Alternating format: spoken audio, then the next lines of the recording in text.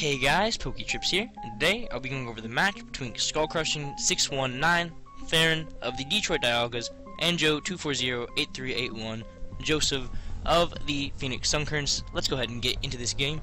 We see a Polyrath lead from Theron and a Fortress lead from Joseph. Joseph obviously wanting to set up. We see a Calm Mind or a Mind Reader onto the whoa, everything's happening too fast. We see Calm Mind happening on the Fortress, which means that any one-shot move or any move will 100% hit, and then he goes for Fissure. Now, because Fortress has Sturdy, this cancels it out, and the Fissure does not work. I guess Theron was hoping that it had whatever other ability, I can't really check, but I guess Theron was hoping it had whatever other ability it can get, and it didn't work for him in this case. We see Fortress just keep setting up and keep setting up like it always does for Joseph, really pulling through for that defensive Mon of the Year. We see the Brick Break come off, more setup and more setup from Fortress. Hypnosis, but the Fortress is not having it. It goes for more Toxic Spikes. Another Brick Break on the Fortress. I would have just went for the Hypnosis personally. More Spikes. Back goes the Fortress. In comes the Slowbro. Hypnosis on the Slowbro. Slowbro is now asleep. Mind Reader on the Slowbro. Interesting. And we don't see a Fissure. We see the Circuitry come in, and the Fissure, of course, missing. That would have been huge if that Fissure hit. Discharge, gonna bring the Polyrath down to 1 HP, and the Mind Reader on the Circuitry.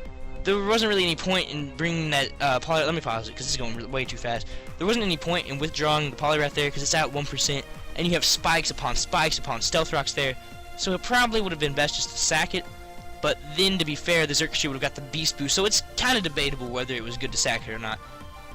I kind of like Theron's playing to Mamoswine, expecting the Discharge and maybe expecting the Scarf, not allowing that move to go off, and not allowing the Beast Boost to go up.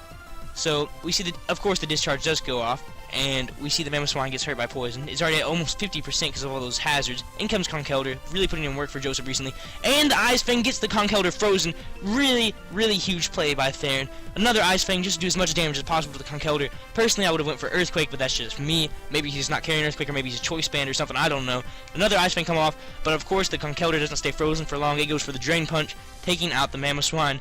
Really putting in work for Joseph as always here. In comes the Charizard, gonna take 50% damage because that Stealth Rock is 4 times weak.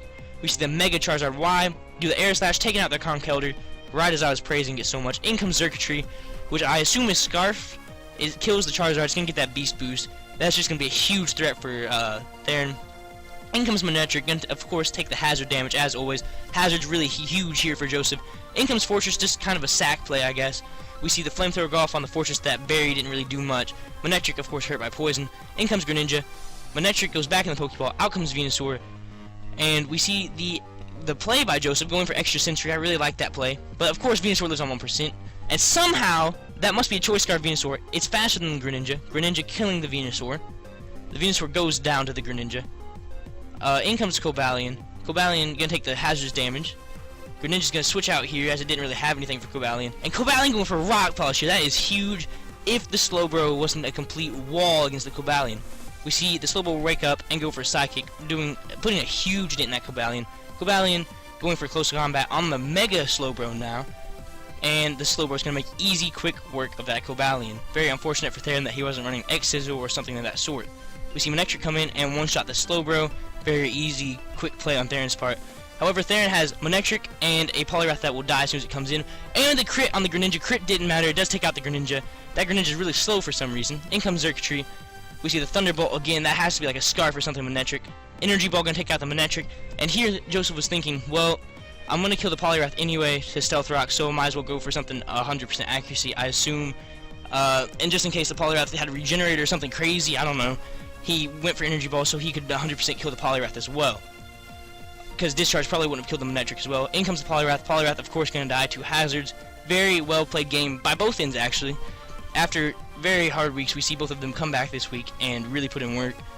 Very proud of both of them, but of course Joseph comes out on top, and the game MVP is of course going to be Circuitry.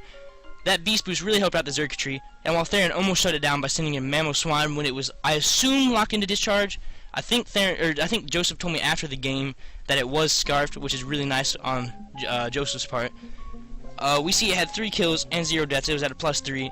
I expected Conkeldurr to do a little bit more this week, and if Theron would have landed the Fissure early game, this game would have been completely different. Joseph wouldn't have had Circuitry to rely on, and I think that Theron could have pulled through. But because Theron didn't know that Fortress had Sturdy, He, of course, didn't get the kill on the fortress, and then he missed the fortress on the incoming circuitry, and it just went downhill from there. Not much else I can say about the game. The hazards really killed Theron, but good game to both sides. And, yeah, for now, guys, this has been PokeTrips, logging off.